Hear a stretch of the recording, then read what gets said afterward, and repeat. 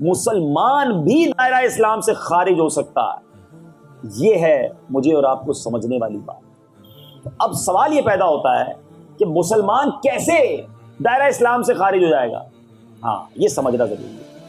اس کے لیے دو تین چیزیں. ایک تو یہ ہے کہ گناہ کی کثرت.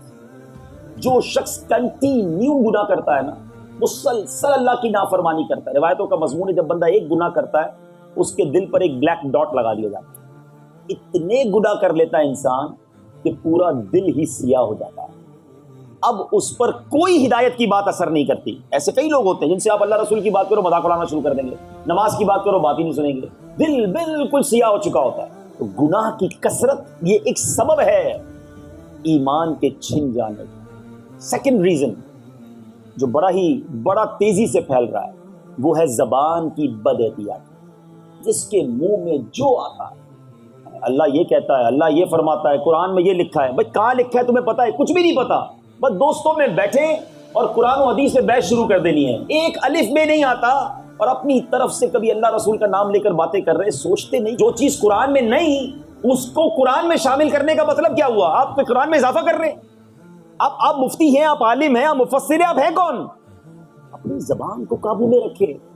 کبھی اللہ کے بارے میں، کبھی فرشتوں کے بارے میں، کبھی دوزخ کے بارے میں، کبھی جنت کے بارے میں مذاق اڑائی جا رہے ہیں. اچھا پھر اس کے بعد دوستوں کی گیدرنگ میں اب آج کل چٹکلے بن گئے، کامیڈی شو کلپس آتے ہیں اور اس میں جناب جس کی جو مرضی ہے مذاق اڑا رہا ہے، جہنم کا، جنت کا، فرشتوں کا، اور لوگ ہنس رہے ہیں. یہ وہ بے ادبیاں ہیں، یہ وہ گستاخیاں ہیں کہ بعض اوقات بندے کو ایمان سے خارج کر دیتی. سوچئے یہ جگہ زبان چلانے کی نہیں ہے. We are Muslims, we have boundary. ہماری کوئی باؤنڈری ہے، ہم اس باؤنڈری سے باہر نہیں نکل سکتے. ہماری اوقات ہمیں پتہ ہونی چاہیے کہ کہاں بولنا ہے کہاں نہیں بولنا ہے. اچھا ایسی باتیں جب ہم کرتے ہیں نا، میرے پاس تو پوری ایگزامپلز ہیں، میں بیان کو بہت طویل نہیں کرنا چاہتا. میں ایمان کے حوالے سے آپ کو ایک بک ریفر کروں گا. یہ بک ہر مسلمان کو پڑھنا ضروری ہے. اللہ سلامت رکھے میرے پیر و مرشد کو. علماء فرماتے ہیں کہ پچھلے 1400 سالوں میں اس موضوع پر اتنی وضاحت کے ساتھ اردو زبان میں ایسی کوئی کتاب نہیں لکھی گئی ہے، اور اس کا نام ہے کفریہ کلمات کے بارے میں سوال و جواب. پلیز ایک بار پڑھ کر تو دیکھیں آپ اس کتاب کو. آپ کو اندازہ ہوگا کہ ہم باتوں باتوں میں کیا کیا کہہ جاتے ہیں. اوپر اللہ نیچے تم. اللہ تبارک و تعالیٰ کو اوپر والا کہنا کفر ہے. ہم تو بچوں کو بھی سکھاتے بیٹا اللہ کہاں ہے، وہ بچے بھی اشارہ کر رہے ہوتے ہیں. علم ہی نہیں ہے نا. اللہ کے لیے سمت مکان ماننا یہ کفر ہے. لیکن سیکھا کس نے، معلوم کس نے کیا؟ یہ میں نے آپ کو صرف ایک چھوٹی سی مثال دی ہے. تو خدا را اپنے ایمان کی فکر کیجئے. ایمان کے بغیر کچھ نہیں ہے. ایمان نہیں تو کچھ بھی نہیں. بعض اوقات انسان ایمان سے بھی جاتا ہے، اس کا نکاح بھی ٹوٹ جاتا ہے اور اسے معلوم ہی نہیں ہوتا.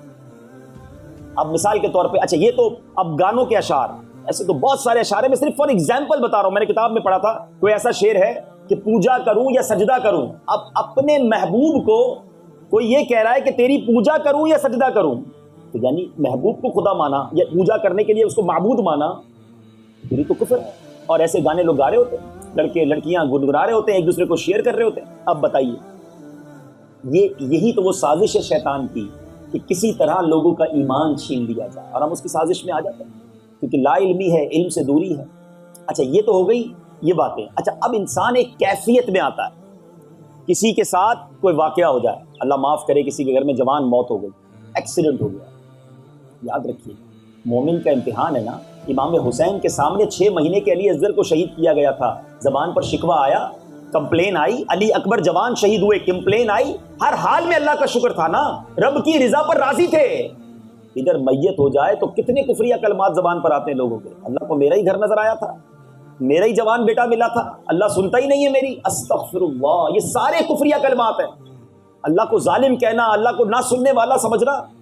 لیکن یہ تو میں نے چھوٹی چھوٹی باتیں کی ہیں. اگر آپ اس کی ڈیٹیل میں جائیں اور یہ کتاب آپ پڑھیں گے تو آپ کو اندازہ ہوگا کہ اس کیفیت میں. دیکھیں گھر میں حادثہ ہوا، تکلیف ہے، مگر اس حادثے کی وجہ سے ایمان ہی چلا گیا.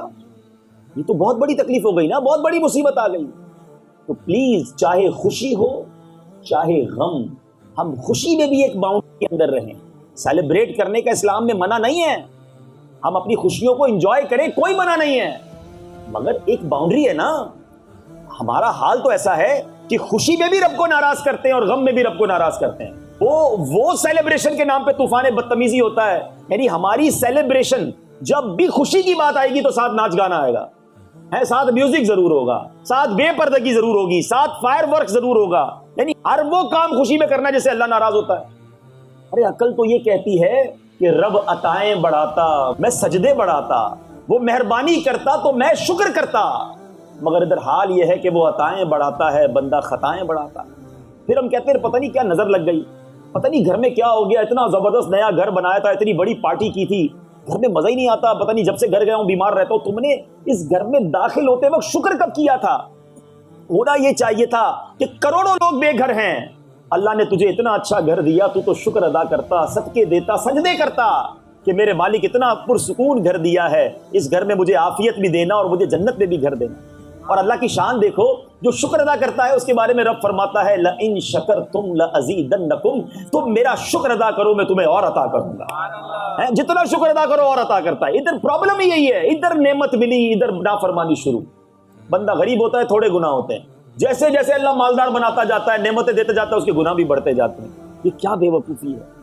Please try to understand. ہماری خوشی میں بھی رب راضی ہو، یعنی وہ کیسی خوشی ہے اپنے آپ سے پوچھ لو۔ اب اس پہ آپ خود ہی ساری چیزیں ایڈ کر لیجئے، چاہے وہ برتھ ڈے ہو، چاہے وہ شادی ہو، چاہے وہ جناب نیا گھر ہو، یا جس قسم کی بھی آپ کی سیلیبریشن ہو، یہ کیسی خوشی ہے کہ آپ تو خوشیاں منا رہے ہیں مگر اس خوشی سے آپ کا رب ناراض ہو رہا ہے۔ خوشی وہ ہے کہ میں بھی خوش رہوں اور میرا رب بھی مجھ سے خوش۔ اس سے اچھی خوشی کون سی ہوگی؟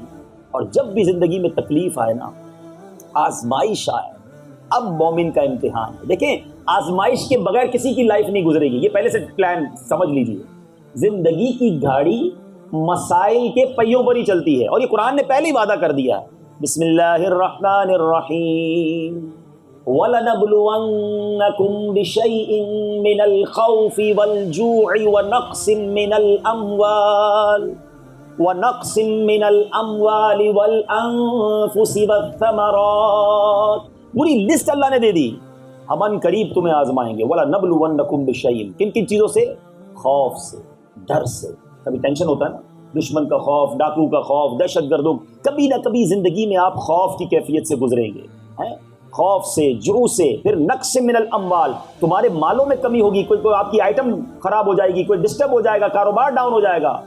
آپ کے ثمرات کے اندر، یعنی کوئی پھلوں اور کھیتوں والا ہوگا تو اس کے باغ پھل وہ بھی خراب ہوں گے، تمہاری اولاد میں پرابلم ہوگی، تمہارے مالوں میں پرابلم ہوگی، تمہاری جان میں بیماری آئے گی، یہ ساری چیزوں سے آزمایا جائے گا۔ So that is the message of قرآن، کہ آزمائش آئے گی، صبر کرنا، کیونکہ ان اللہ مع الصابرین، اللہ صبر کرنے والوں کے ساتھ ہے، صابروں کے ساتھ۔ تو کربلا کا پیغام ہمیں یہ بھی ملتا ہے کہ مصیبت اور آزمائش میں صبر کا دامن نہیں چھوڑنا۔ ہمیں ایک آخری روایت سنا کر اپنی گفتگو ختم کرتا ہوں۔